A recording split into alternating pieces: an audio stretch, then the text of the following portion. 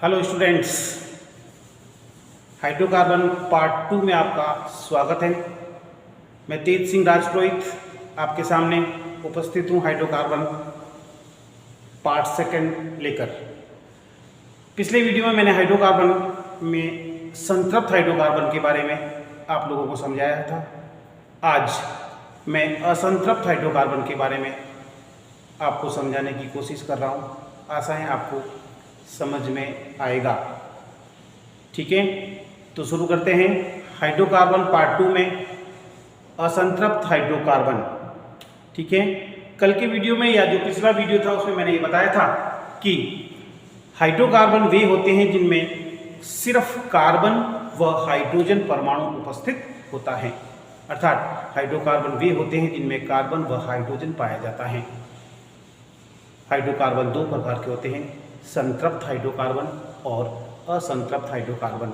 संतृप्त हाइड्रोकार्बन में एकल बंध होता है कार्बन कार्बन के बीच में, इनको पैराफिन्स कहते हैं तथा इनका सामान्य सूत्र CnH2n+2 होता है। अर्थात जितने कार्बन होते हैं उतने कार्बन के दुगने हाइड्रोजन +2 और जोड़ दो। अर्थात जितने कार्बन परमाणु होते हैं उसके दुगने करके 2 जोड़ दो, उतने हाइड्रोजन परमाणु इनमें उपस्थित होंगे। और लास्ट पॉइंट मैंने ये बताया था, इनके एल्केन द्वारा प्रदर्शित किया जाता है। अर्थात इनका नामकरण एल्क प्लस एन, एल्क पूर्वलगन है, एन एकल बंध का अनुलगन है। अर्थात एल्क के स्थान पर हम meth, eth, prop, but, pent, hex, hept, oct, non और डेक का प्रयोग करते हैं। इन पूर्वलग्नों का प्रयोग हम असंतृप्त हाइड्रोकार्बन में भी करेंगे। अर्थात एल्क के स्थान पर वही सभी नाम जो हमने कल पढ़े थे या पिछली वीडियो में लिया था वही नामकरण होगा। अर्थात meth, eth, prop, but, pent, hex, hept, oct, non और डेक। सिर्फ असंतृप्त हाइड्रोकार्बन वे होंगे जिनमें द्विबंध या त्रिबंध उपस्थित होगा। अर्थात संतृप्त हाइड्रोकार्बन में कार्बन कार्बन के बीच में एकल बंध होगा, जबकि असंतृप्त हाइड्रोकार्बन में कार्बन कार्बन के बीच में द्विबंध होगा। तो हम ले रहे हैं असंतृप्त हाइड्रोकार्बन। ओके, हाइड्रोकार्बन में हाइड्रोकार्बन दो प्रकार के होते हैं, संतृप्त और असंतृप्त। संतृप्त को कल हमने कहा था सैचुरेटेड हाइड्रोकार्बन, असंतृप्त को कहा था हमने अनसैचुरेटेड हाइड्रोकार्बन। असंतृप्त हाइड्रोकार्बन के दो पार्ट हैं,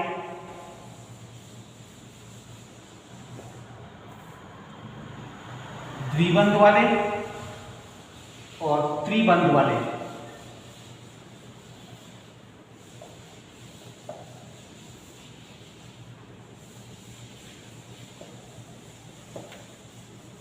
असंतृप्त हाइड्रोकार्बन में कार्बन कार्बन के बीच में द्विबंध भी होगा और कार्बन कार्बन के बीच में त्रिबंध भी होगा।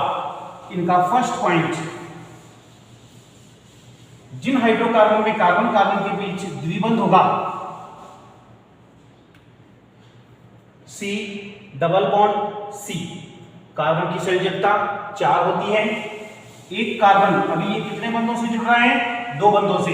एक तो इस कार्बन के ऊपर ये 2 बंध हैं, 1 2, ये कार्बन 2 बंधों से जुड़ा है, ये कार्बन भी 2 बंधों से जुड़ा हुआ है। इसकी वैलेंसी कितनी है? 2।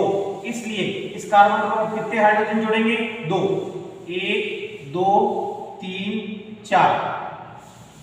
अब इस कार्बन की वैलेंसी 4 होती है, 1 2 3 4। इस प्रकार से हम इनके ऊपर H अटैच करेंगे, हाइड्रोजन परमाणु से इसकी वैलेंसी पूरी करेंगे।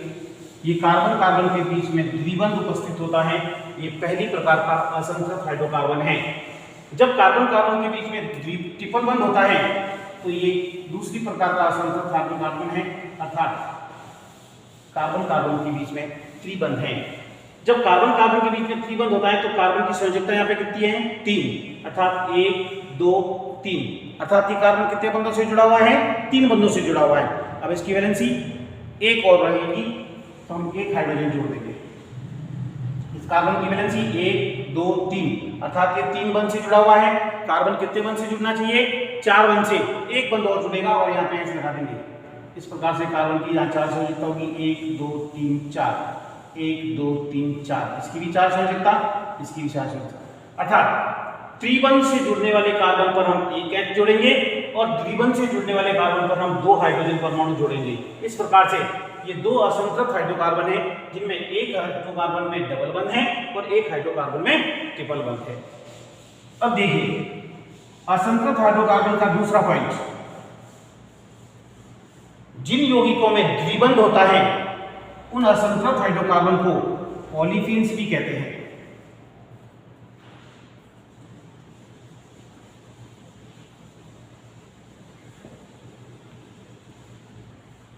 द्विबंध वाले यौगिकों को कहते हैं ओलिफिन्स कहते हैं, ओलिफिन्स। ओलिफिन्स क्यों कहते हैं? यदि द्विबंध वाले इन यौगिकों की क्रिया हम हेलोजन परमाणु से करें, किससे करें? हेलोजन से। हेलोजन कौन कौन होते हैं? फ्लोरीन, क्लोरीन, ब्रोमीन और आयोडीन। इन हेलोजन से क्रिया करने पर डबल बंध वाले यौगिक जो हैं वो तेल जैसे पदार्थ बनाते हैं, अर्थात ऑयली पदार्थ बनाते हैं, इसलिए हम इनको ओलिफिन्स कहते हैं। फिर सुनाऊं, जिन यौगिकों में या जिन असंतृप्त हाइड्रोकार्बन में डबल बंध होता है उनको ओलिफिन्स कहते हैं। एकल बंध वाले यौगिकों को क्या कहा था हमने? पैराफिन्स। पैराफिन्स का अर्थ बताया था अल्प क्रियाशील। उसी प्रकार जिन यौगिकों में या जिन असंतृप्त हाइड्रोकार्बन में डबल बंध होता है उनको हम ओलिफिन्स कहते हैं। इसका कारण है जब इनकी क्रिया हेलोजन से करते हैं तो तेलीय पदार्थ बनते हैं, अर्थात ऑयली सब्सटेंसेस प्राप्त होते हैं, इसलिए हम इन्हें ओलिफिन्स कहते हैं। उसी प्रकार ट्रिपल बंध वाले असंतृप्त हाइड्रोकार्बन को हम एसिटिलीन्स कहते हैं। क्या कहते हैं? एसिटिलीन्स कहते हैं, क्योंकि इनकी सजातीय श्रेणी का पहला सदस्य एसिटिलीन होता है।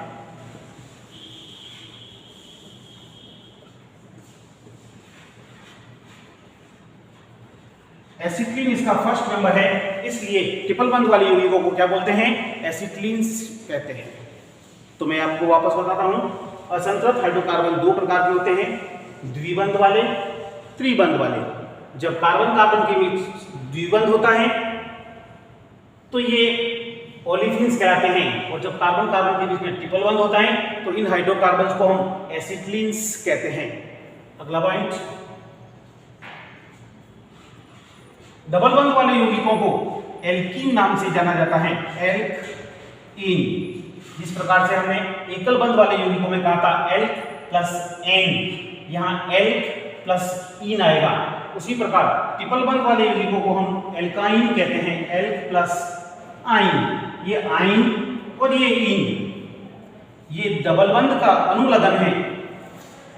अनुलग्न का मतलब मैं बता चुका हूं, अनुलग्न जो नाम के पीछे लगता है, अनुलग्न डबल बंध का।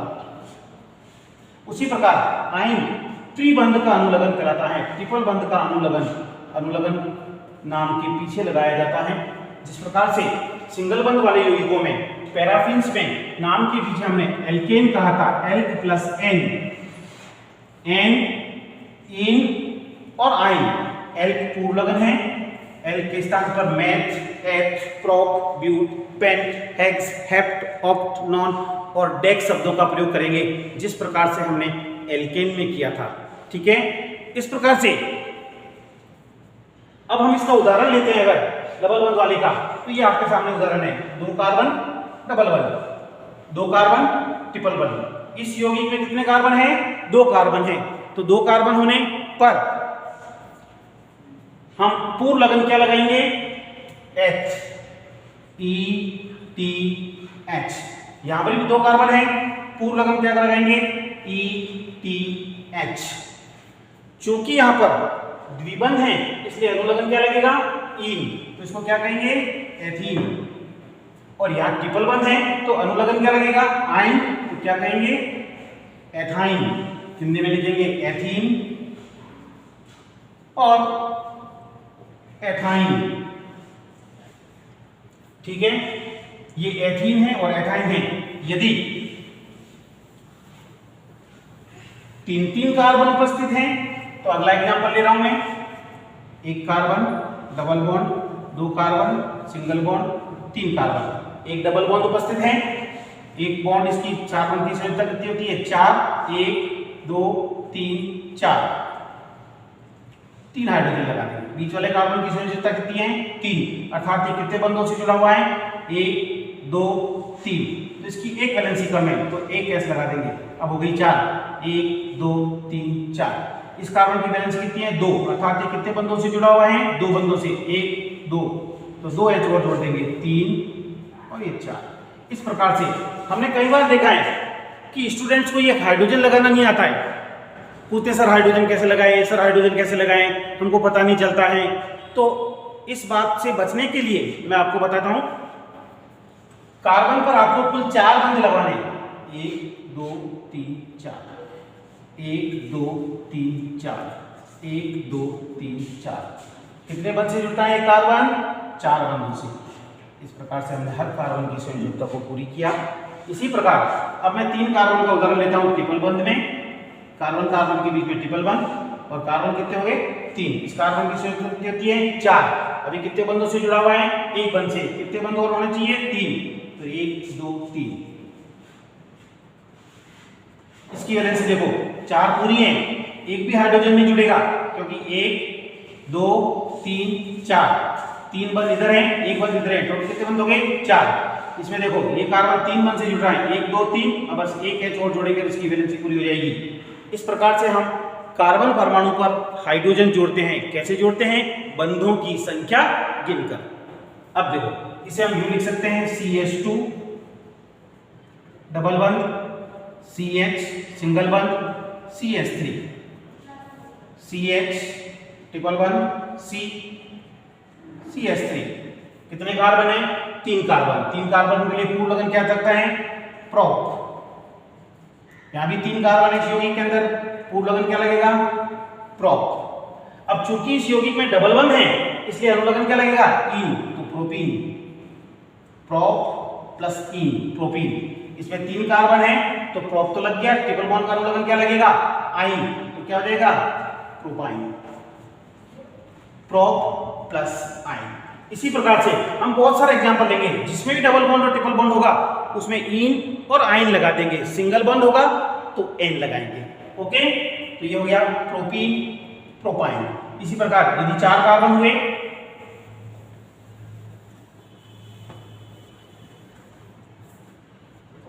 एक 2 3 4, कितना है 4 कार्बन, क्या लगेगा ब्यूट डबल बंध, यहां ट्रिपल बंध। कितने कार्बन है 4 कार्बन, क्या लगेगा ब्यूट। ब्यूट शब्द का प्रयोग दोनों में होगा क्योंकि दोनों में कितने कार्बन है 4 कार्बन है। अब बैलेंसी पूरी करो, कितने जुड़ेंगे, एक तो है ये 2 3 4, 1 2 3 4, 1 2 3 4, 1 2 3 4।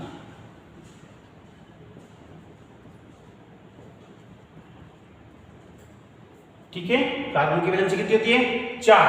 ब्यूट प्लस इन क्या होगा ब्यूटीन, ब्यूट प्लस आइन क्या होगा ब्यूटाइन, ये ब्यूटीन। इसी प्रकार 5 कार्बन होने पर पेंटीन, पेंटाइन, हेक्सीन, हेक्साइन। अर्थात डबल बॉन्ड होने पर अनुलग्न क्या लगाएंगे इन, ट्रिपल बॉन्ड होने पर अनुलग्न क्या लगाएंगे आइन। इस कार्बन की वैलेंसी पूरी कर दें, 1 2 3 4, 1 2 3 4, 1 2 3 4, नहीं लगाना कुछ भी, 1 2 3, एक हाइड्रोजन जुड़ जाएगा।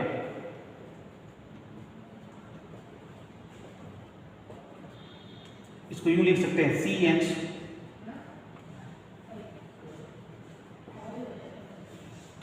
असंतत हाइड्रोकार्बन का 4th पॉइंट, इसका सामान्य सूत्र CnH2n होता है।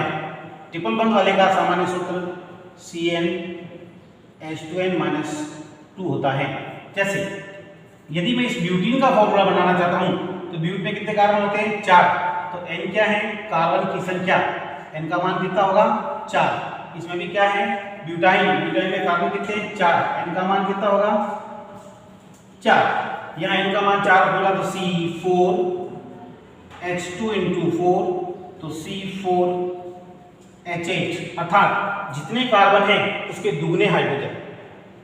संतृप्त में क्या था, जितने कार्बन थे उसके दुगने करके 2 जोड़ने हैं, अर्थात 4 दूनी 8 और 2 10। ये ब्यूटेन था। ब्यूटेन में जितने कार्बन होते हैं उसका दुगना करके 2 जोड़ना है। ब्यूटीन में दुगना करना है और ब्यूटाइन में दुगना करके 2 घटाना है, अर्थात C4 4 दूनी 8 में से 2 गए 6 C4H6 हो जाएगा। इस प्रकार से ब्यूटेन, ब्यूटीन और ब्यूटाइन, यदि हमें